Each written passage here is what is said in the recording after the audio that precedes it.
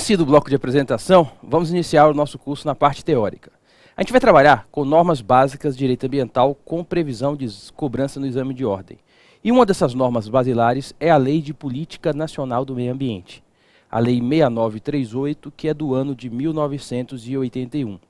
Essa lei aprovou a primeira, única e vigente Política Nacional do Meio Ambiente, de responsabilidade das entidades políticas. A atuação ambiental dar-se-á conjuntamente, de modo compartilhado, entre União, Estados, Distrito Federal e municípios brasileiros. E essa Política Nacional do Meio Ambiente tem por objetivo geral a preservação, a melhoria e a recuperação da qualidade ambiental. E essa Lei de Política Nacional do Meio Ambiente foi ela que, pela primeira vez no Brasil, trouxe uma definição normativa de meio ambiente. O meio ambiente foi pela primeira vez definido, é uma definição deveras aberta, como não poderia deixar de ser, dentro do artigo 3º, inciso 1 da Lei 6938. O meio ambiente, vamos aqui para a tela, foi definido como o conjunto de condições, leis, influências e interações de ordem física, química e biológica que permite, abriga e rege a vida em todas as suas formas. Todas as formas de vida, obviamente, abarcam o meio ambiente. Essa é uma definição extremamente aberta. Embora não seja pacificado, prevalece inclusive a posição de prova, pois tem precedentes do Supremo Tribunal Federal, que existem 4 modalidades de meio ambiente. O tradicional, que é o foco principal da própria disciplina de direito ambiental, é o meio ambiente natural. O meio ambiente natural ele é composto pelos bens da natureza que existem independentemente da intermediação do homem. Bens com vida, como fauna e flora, chamados de bióticos, e bens desprovidos de vida, chamados de abióticos, a exemplo dos recursos minerais. Enfim, todos os bens da natureza que existem, independentemente da ação do homem, integram o meio ambiente natural. Mas nós temos também o cultural, o artificial e o do trabalho, de acordo com a linha prevalente. Essas outras 3 modalidades de meio ambiente são compostas por bens, quer tangíveis, quer intangíveis, de criação humana. Ou seja, são bens criados pelo homem que fazem parte do meio ambiente cultural, do meio ambiente artificial e do meio ambiente laboral. No meio ambiente cultural, são bens integrantes do patrimônio cultural brasileiro. Bens tangíveis ou intangíveis ligados à ação, à memória dos diferentes grupos formadores da sociedade brasileira. Aliás, essa é a própria definição de patrimônio cultural brasileiro que está na Constituição, no artigo 216.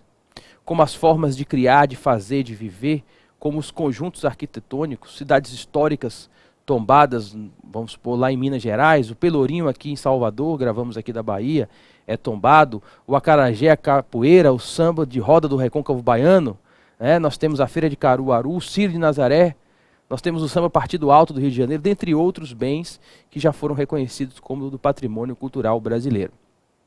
O meio ambiente do trabalho, ele goza de previsão expressa na Constituição Federal. O artigo 200, que traz um rol de atribuições do Sistema Único de Saúde, o prevê expressamente. Lá consta que tem que ter a proteção no SUS do meio ambiente, nele incluído do trabalho. Daí nós temos a previsão do meio ambiente do trabalho, que é constitucional.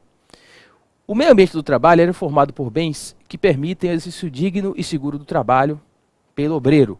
Exemplo, equipamento de proteção coletiva de uma fábrica, equipamento de proteção individual. Esses são os bens que fazem parte do meio ambiente do trabalho.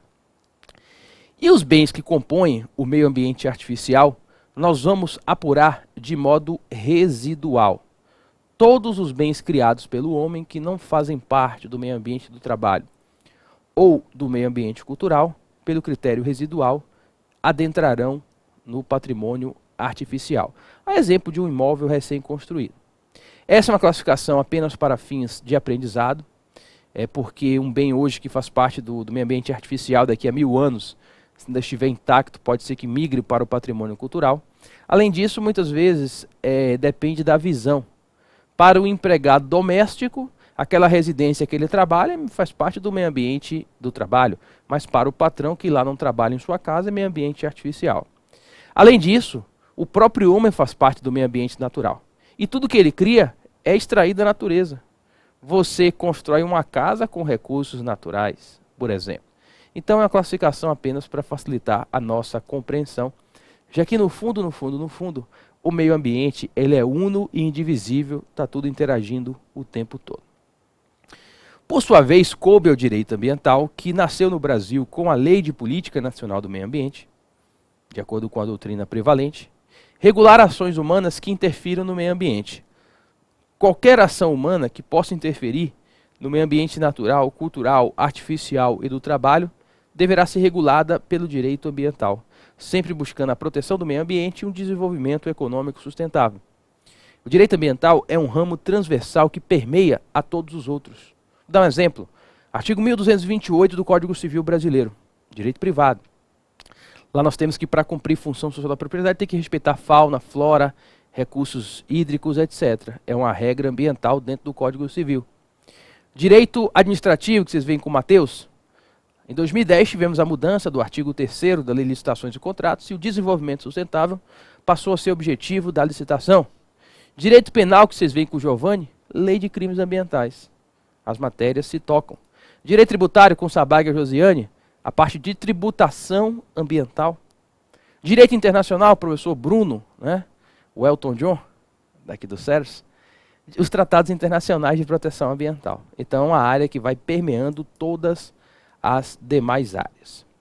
Fechada essa introdução da definição e das modalidades de meio ambiente e do objeto de regulação do direito ambiental, vamos passar para um tema extremamente importante e que você consegue deduzir questões de prova o entendendo. São as competências ambientais. Partindo de uma clássica divisão de competências entre entidades políticas dentro da Constituição Federal, nós vamos fazer essa divisão. Primeiro vamos estudar as competências materiais ambientais, também chamadas de executivas ou administrativas. Esse vai ser o primeiro momento. Para, no segundo momento, estudar as competências para legislar a respeito de direito ambiental. Então, competências materiais e competências legislativas. Ora, o equilíbrio ambiental é pressuposto para a realização de todos os direitos fundamentais.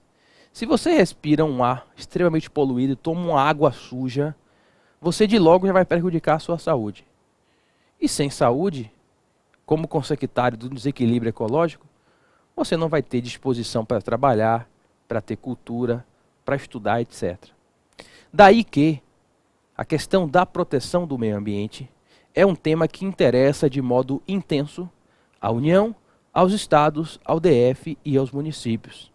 Teria sido um absurdo, por exemplo, reservar a proteção ambiental nas mãos da União e deixar os estados, DF e municípios sem atuar nessa área. É por isso que os temas ambientais foram inseridos dentro do artigo 23 da Constituição Federal. O artigo 23 trata das competências administrativas comuns entre União, estados, DF e municípios. E o tema meio ambiente, ele é tão importante que ele veio em vários e vários incisos. Vamos ver aqui na tela? Artigo 23 da Constituição é competência comum da União, dos estados, do Distrito Federal e dos municípios. Os incisos 3 e 4 são da parte de patrimônio cultural. Proteger os documentos, as obras e outros bens de valor histórico, artístico e cultural, os monumentos, as paisagens naturais notáveis e os sítios arqueológicos. Inciso 4. Impedir a evasão, a destruição e a descaracterização de obras de arte e de outros bens de valor histórico, artístico e cultural. Logo, União, Estados, DF e municípios têm competência para a proteção do patrimônio cultural. É por isso, conforme se estuda com o professor Matheus Carvalho, que o DL 25 de 37, que é a norma geral de tombamento no Brasil, ela é de uma época que só a União, através do Serviço do Patrimônio Histórico Nacional, que era o SFAM, que depois gerou a autarquia IFAM, a qual inclusive já foi procurador por alguns anos, aquele decreto é da época que só a União tombava com a Constituição todas as esferas de governo passaram a ter competência para promover o tombamento. Daí que o DL 2537, de Vargas ainda, editado no Estado Novo, ele precisa ser interpretado à luz desses dispositivos. O inciso 6, pelo fato de ser o mais amplo, é o mais importante. Proteger o meio ambiente e combater a poluição em qualquer de suas formas. Proteger o meio ambiente, qual? Todos. Se a Constituição não trouxe restrição, seria irregular, descabendo ao intérprete fazê-lo. É competência comum entre União, Estados, DF e município proteger o meio ambiente, quer seja natural, cultural, artificial, do trabalho, ou combater qualquer tipo de poluição ao ambiente. Daí que, com base nesse dispositivo, podemos concluir que a fiscalização ambiental, como regular consectário do exercício do poder de polícia ambiental, será exercido de modo conjunto e comum entre União, Estados, DF e municípios. É por isso que todas as esferas de governo têm competência para criar órgãos ou autarquias de proteção do meio ambiente. É por isso que nós vamos ver em breve que o licenciamento ambiental, que é um instrumento de implementação da Política Nacional do Meio Ambiente para controlar a poluição, teremos licenciamento ambiental no plano federal, estadual, distrital e municipal. Esse dispositivo é o mais importante porque ele abarca todos. Ainda temos o inciso 7, preservar florestas, fauna e flora. E o inciso 11, registrar, acompanhar e fiscalizar as concessões de direitos de pesquisa e exploração de recursos hídricos e minerais em seus territórios. A fim de regulamentar este dispositivo, esse artigo 23, a Constituição exige lei complementar. Vejam o parágrafo único. Ele exige leis complementares para fixar normas para a cooperação entre União, Estados, DF e municípios, tendo em vista o equilíbrio do desenvolvimento e do bem-estar em âmbito nacional. Já caí no exame de ordem dizendo que era lei ordinária, foi falso, obviamente, dizendo que era decreto. Tem que ser lei complementar. Na nossa área, é a LC 140 de 2011. Essa lei complementar é que disciplina a distribuição de competências executivas ambientais entre a União, artigo 7º, Estados, artigo 8º, e municípios no artigo 9º. A gente vai trabalhar com ela ao longo do curso, principalmente na parte de licenciamento ambiental, já que a distribuição de competência no licenciamento ambiental é feita atualmente pela Lei Complementar 140. Mas nós temos que entrar com a parte introdutória dessa Lei Complementar 140.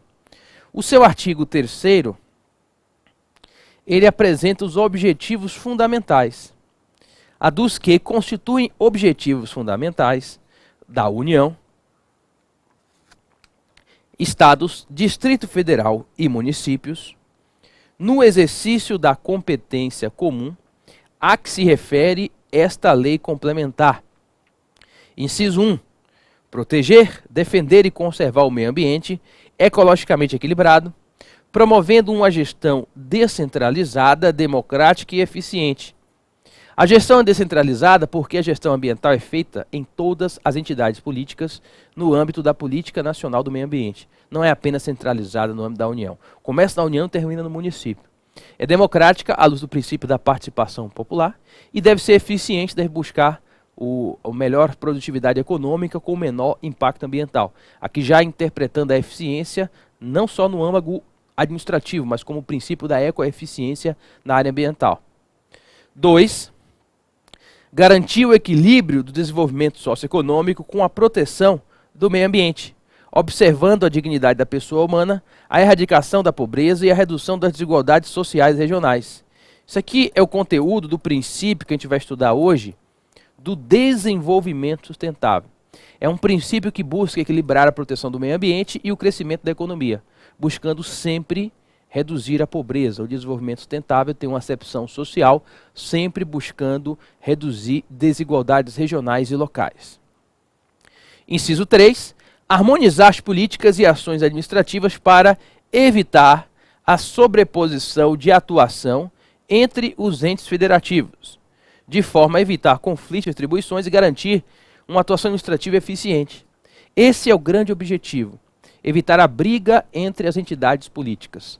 Nada mais traz insegurança no setor econômico do que poder público disputando com poder público, principalmente nos conflitos positivos e negativos de competência administrativa para exercer o licenciamento ambiental. Às vezes o IBAMA e a autarquia estadual de meio ambiente estão brigando para licenciar o empreendimento. Isso vai parar na justiça e vai durar 20 anos. Então o objetivo foi delinear as competências de cada entidade política, as federais no artigo 7º, estaduais no artigo 8º e municipais no artigo 9º, para evitar conflitos de atribuições entre as entidades políticas no exercício das competências administrativas ambientais. E finalmente, inciso 4, garantir a uniformidade da política ambiental em todo o país, respeitadas as peculiaridades regionais e locais. Essa uniformidade nacional da política ambiental é alcançada com a política nacional de meio ambiente. Só que essa política nacional tem regras gerais. As peculiaridades regionais e locais têm que ter adaptação. É por isso que os estados têm competência, a gente vai falar sobre isso, para aprovar leis de políticas estaduais de meio ambiente e os municípios, leis de políticas municipais de meio ambiente. Além do artigo 3º da Lei Complementar 140, como conexão, precisamos visitar também o artigo 4º. O artigo 4º traz um rol exemplificativo de instrumentos que União, Estados, DF, municípios podem utilizar para uma colaboração recíproca para alcançar os seus objetivos ambientais. Vejo aqui na tela. Os entes federativos podem valer-se, entre outros, dos seguintes instrumentos de cooperação institucional. Primeiro, consórcios públicos de acordo com a legislação em vigor. Vocês estudam com o professor Matheus e vejam quanto nós temos uma proximidade de direito ambiental e direito administrativo. A lei de consórcios públicos. As entidades políticas podem celebrar entre si consórcios para alcançar finalidades comuns. Os consórcios públicos, principalmente no âmbito municipal, são extremamente bem vistos e desejados pela legislação. Município, normalmente, principalmente aqui no Nordeste e no Norte, o município às vezes não tem nem dinheiro para saneamento básico, para prestar o serviço básico. Quanto mais para estruturar um órgão ou autarquia ambiental. Daí que municípios vizinhos podem consorciar para estruturar órgãos ambientais, por exemplo. O mais utilizado é esse aqui: convênios, acordos de cooperação técnica e outros instrumentos similares com órgãos e entidades do poder público. Já tivemos, inclusive, uma questão específica a respeito do tema no exame de ordem. O convênio é largamente utilizado como instrumento de delegação de competências ambientais. Imagine que determinada competência para licenciamento seja da União através da autarquia federal IBAMA. A gente vai estudar. Só que naquela localidade o IBAMA não tem uma estrutura muito boa, o Estado tem.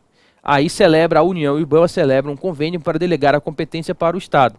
Isso é possível? É. Não tem, inclusive, nessa lei ambiental, nenhum tipo de restrição às delegações.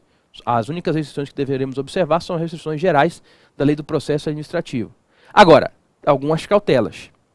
Para que uma esfera de governo, via convênio, delegue a outra esfera de governo uma competência ambiental, essa entidade política delegatária tem que ter um órgão ou autarquia ambiental constituído, tem que ter profissionais habilitados para desempenhar aquela competência. Isso acaba sendo óbvio. Além disso, a entidade política tem que ter conselho de meio ambiente. Os estados têm que ter conselhos estaduais de meio ambiente, os municípios têm que ter conselhos municipais de meio ambiente. Essas exigências estão aqui no artigo 5º. O ente federativo poderá delegar, mediante convênio, a execução de ações administrativas a ele atribuídas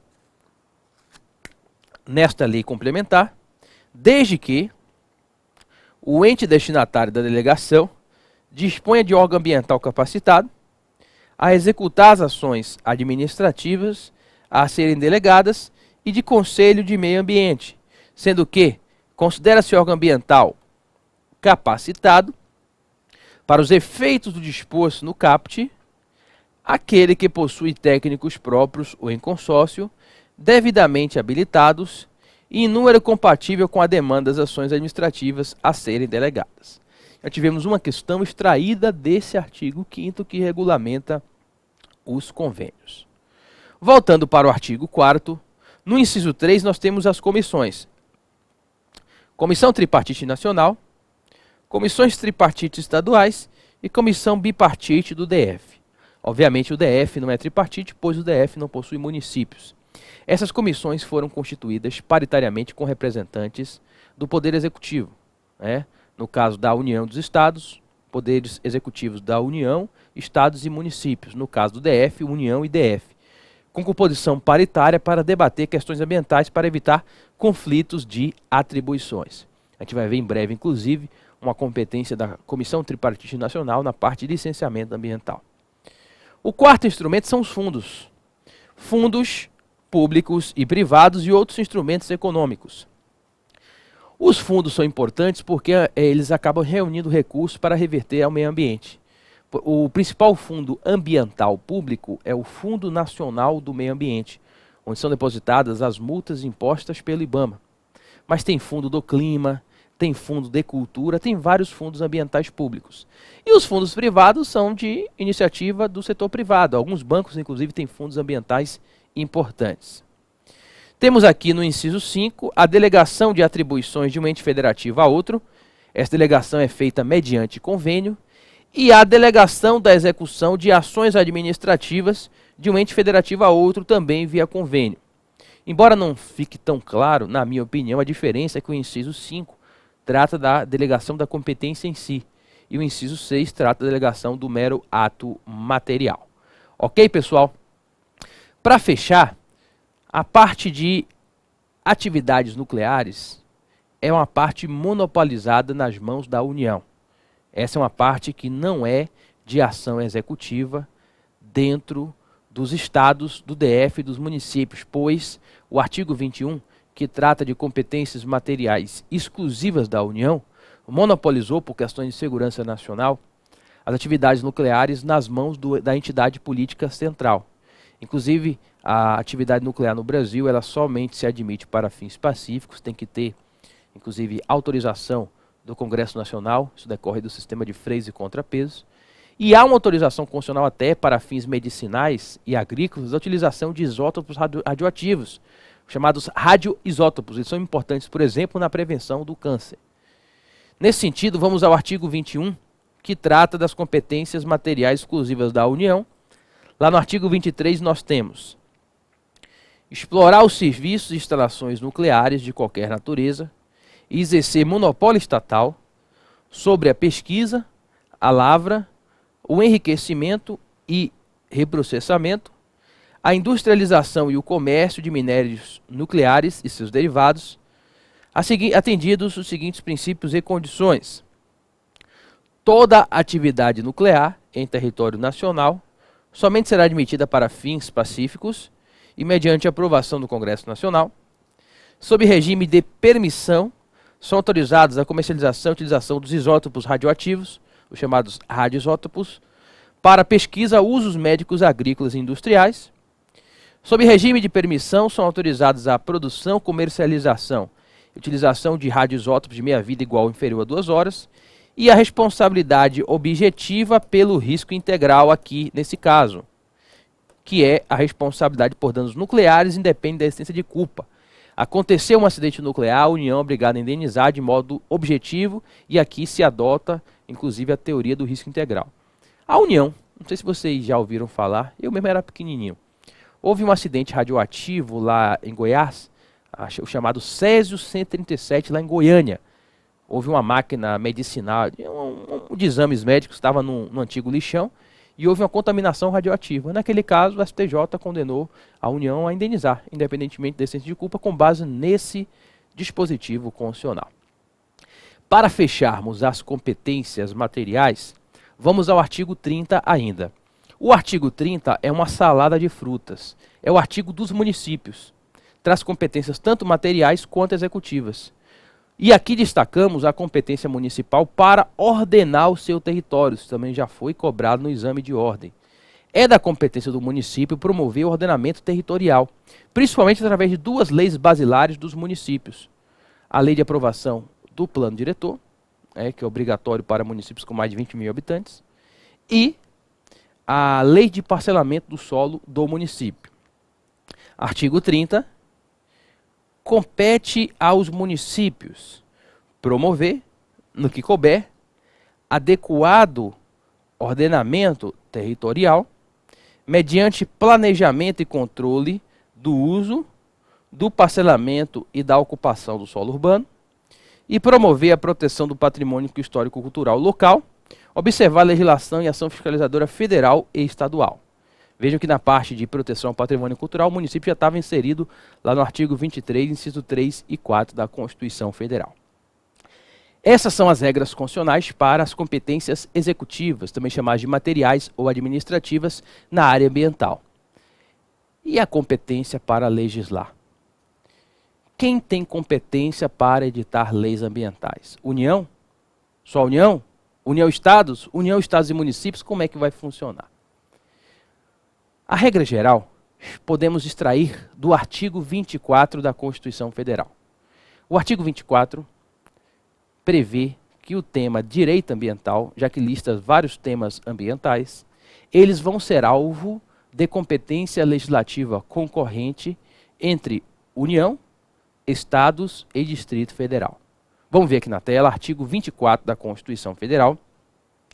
Compete à União, aos Estados e ao DF legislar concorrentemente sobre: inciso 6, florestas, caça, pesca, fauna, conservação da natureza e defesa do solo e dos recursos naturais, proteção do meio ambiente e controle da poluição. 7, proteção ao patrimônio histórico, cultural, artístico, turístico e paisagístico. E 8, responsabilidade por dano ao meio ambiente, ao consumidor, a bens e direitos de valor artístico, estético, histórico, turístico e paisagístico. Então, a regra geral é a competência para legislar sobre meio ambiente é concorrente entre União, Estados e DF. Estou esquecendo de alguém? Claro, e os nossos municípios terão competência para legislar sobre direito ambiental? O artigo 24, de modo isolado, não prevê, mas de acordo com o STJ, de acordo com o próprio Supremo Tribunal Federal, aqui nós vamos ter que fazer uma interpretação conjunta do artigo 24 com o artigo 30. O artigo 30 prevê que os municípios vão legislar sobre assuntos de interesse local e suplementar a legislação federal e estadual no que couber. Isso aqui você vai somar com o artigo 24, porque o tema direito ambiental é tema concorrente. Aí, interpretando conjuntamente, nós podemos chegar à conclusão que os municípios têm competência para legislar sobre direito ambiental, de acordo com temas locais, e suplementar as lacunas deixadas também de acordo com o interesse local pela União e pelo Estado. Os municípios podem, por exemplo, aprovar uma lei municipal de política municipal de meio ambiente. Daí que temos como regra geral a competência concorrente entre União, Estados, DF e municípios, os municípios entrando por força do artigo 30 da Constituição, para legislar sobre o tema. A União vai editar regras gerais. Vejam o parágrafo 1º do 22. No âmbito da legislação concorrente, a competência da União limitar-se-á a estabelecer normas gerais. A União estabelece normas gerais, não pode exaurir o tema, para que estados legislem de acordo com o interesse regional e os municípios de acordo com o interesse local. Nesse sentido, o parágrafo 2º. A competência da União para legislar sobre normas gerais não exclui a competência suplementar dos estados. É por isso que a União não pode exaurir o tema, tem que deixar espaço para estados e municípios, inclusive. Por exemplo, a norma geral da União sobre florestas é a Lei 12.651 de 2012, que aprovou o Código Florestal. Aí, os estados, observado o regramento geral, legislam de acordo com o interesse regional, o município com o interesse local. Se tiver um tema que a União não tiver norma geral ainda, aí o estado vai exercer a competência suplementar. E se depois a União acordar e editar a norma geral, a lei estadual tem eficácia suspensa no que lhe for contrária. É o parágrafo 3º e o parágrafo 4º. Inexistindo lei federal sobre as normas gerais, os estados exercerão a competência legislativa plena para atender suas peculiaridades. E a superveniência da lei federal sobre normas gerais suspende a eficácia da lei estadual no que lhe for contrário. No entanto, essa regra geral da competência concorrente entre União, Estados, DF e municípios para legislar sobre direito ambiental vai comportar algumas exceções que serão vistas no nosso segundo bloco.